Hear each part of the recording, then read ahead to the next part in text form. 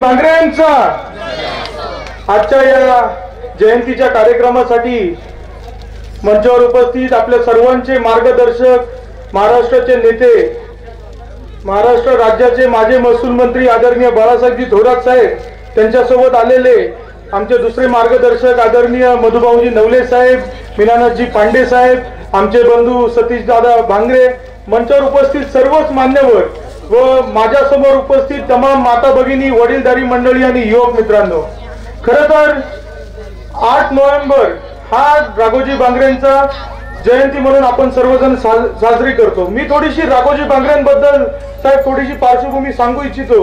राघोजी भांगरे एक भक्कम, ताकदवर आणि धाडसी नेते होते। त्यांचा जन्म देवगाव इथे 9 ऑगस्ट 1905 रोजी त्यांचा इथे जन्म झाला। रामजी आणि रमाबाईंच्या पोटी त्यांचा जन्म झाला।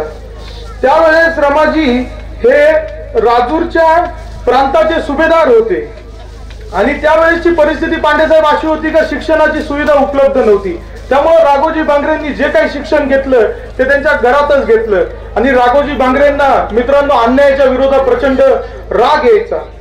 ज्यावेळेस पेशवाई बुडाली साहेब, त्यावेळेस इंग्रजांनी काय केलं, इंग्रजांनी त्यावेळेस शेतीसारा वाढवला।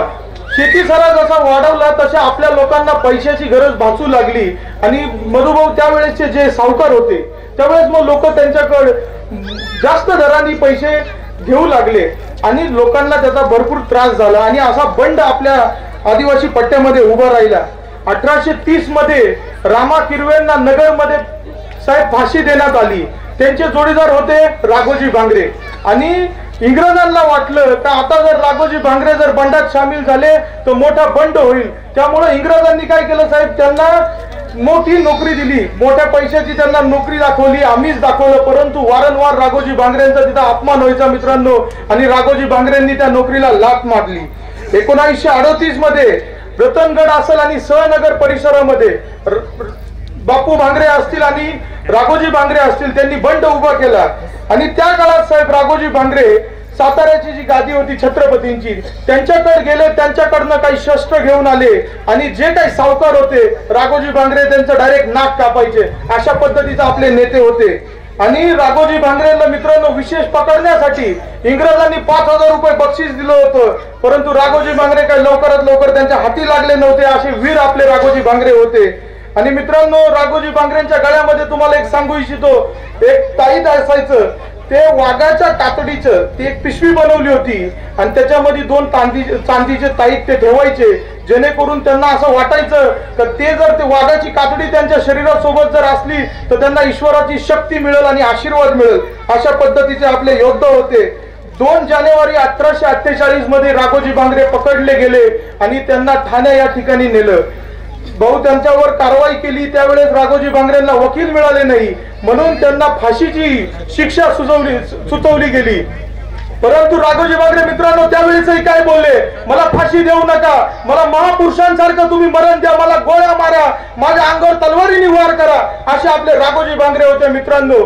आणि तुम्हाला सांगू इच्छितो, या परिसरामध्ये इंग्रजांना जर कोणी प्रश्न विचारला असेल त्यावेळेस काय व्हायचं, पांडेसाहेब गुरं घेऊन आपले लोक डोंगरावर चरायला जायचे, इंग्रजांनी ते गुरं चरायला बंदी केली होती। राघोजी भांगरे पहिले नेते होते मित्रांनो, त्यांनी सांगितलं अरे तुम कौन हो, हम इस जंगल के राजा है, तुम हमको रोकने वाले कौन हो, असं सवाल करणारे आपले राघोजी भांगरे होते मित्रांनो। त्यामुळं आजचा हा दिवस भरपूर महत्वाचा दिवस आहे मित्रांनो। आणि आता कुठंतरी भारतीय जनता पार्टी जसं राघोजी भांगरेच्या वेळेस आपलं संरक्षण करत होते, आता आपल्याला संरक्षण करायला कोणी राहिलं नाही। ही भारतीय जनता पार्टी वारंवार आपल्यावर काय करते, अन्याय करते मित्रांनो। थोरात साहेबांना मी एक गोष्ट त्यांच्या लक्षात आणून देऊ इच्छितो साहेब, फॉरेस्ट ऍक्ट, कन्झर्वेशन ऍक्ट मध्ये 2023 मध्ये भारतीय जनता पार्टी जाणीवपूर्वक अमेंडमेंट करते, जो पेसा कायद्याने आम्हाला अधिकार दिला होता का बिगर आदिवासी माणूस आदिवासी जमीन खरेदी करू शकत नाही। त्याला जर ती जमीन खरेदी करायला लागत असेल तर त्याला काय लागतं, ग्रामपंचायतचा ग्रामसभेचा ठराव लागायचा। परंतु साहेब मोदींना अदानीला आता जमिनी घेऊन द्यायचे आहेत. त्याला मणिपूरमध्ये अडचण येते. तिथं 2 समाज होते मित्रांनो, मैती आणि कुकी.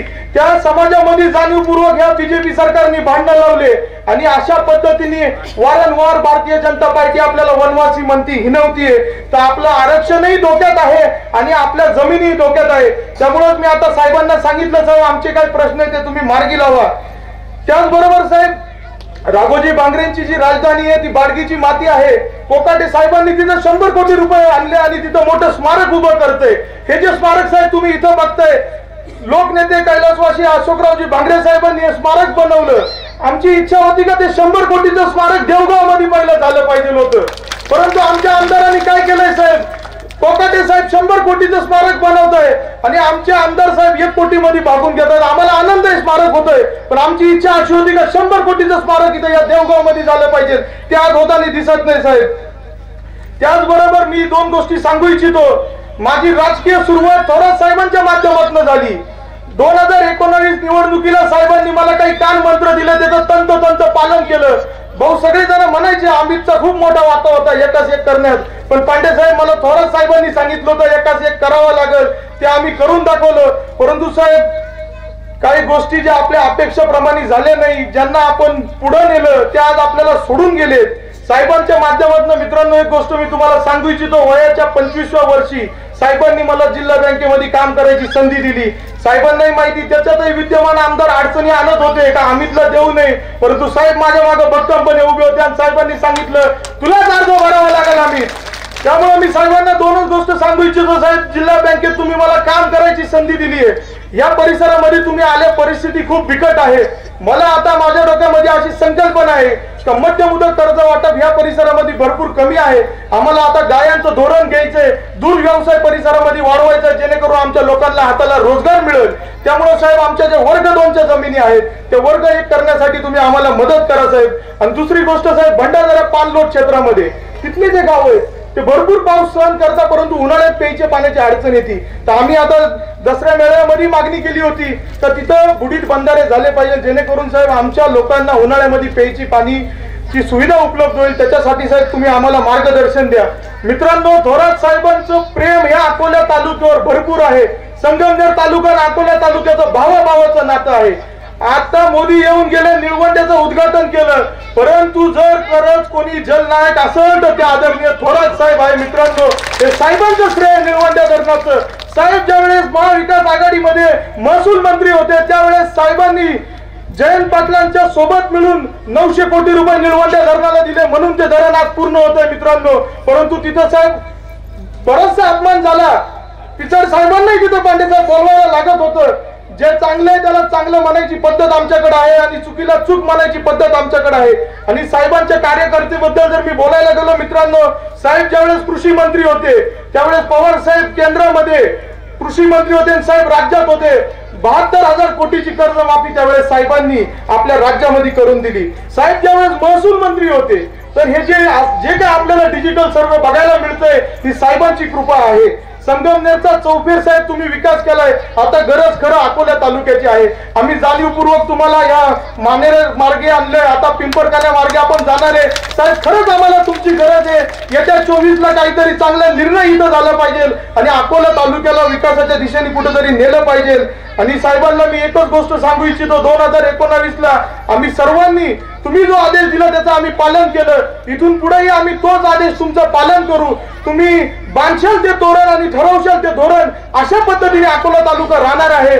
साहेब मागच्या वर्षी जानेवारीमध्ये अशोकरावजी बांगरे साहेबांचं निधन झालं. मला खूप पोरकं वाटायचं, परंतु या तालुक्यातील जनतेने सातत्याने प्रेम देत आलेत आणि पुढेही देत राहतील. साहेब तुमचाही आशीर्वाद माझ्या मागे असाच ठेवा. इतकंच बोलतो आणि माझे 2 शब्द संपवतो. जय हिंद, जय महाराष्ट्र, जय आदिवासी. Shri Swami Samarth cloth and matching centre तसेच श्री स्वामी समर्थ एंटरप्राइजेस या होलसेल साडी दुकानात दिवाळी निमित्त स्पेशल दिवाळी ट्रिपल धमाका ऑफर सुरू. 1 साडी खरेदी करा आणि 1 साडी अगदी मोफत मिळवा. तसेच 1000 रुपयांची खरेदी करा आणि मिळवा 2000 रुपयांचा चक्क कॅशबॅक.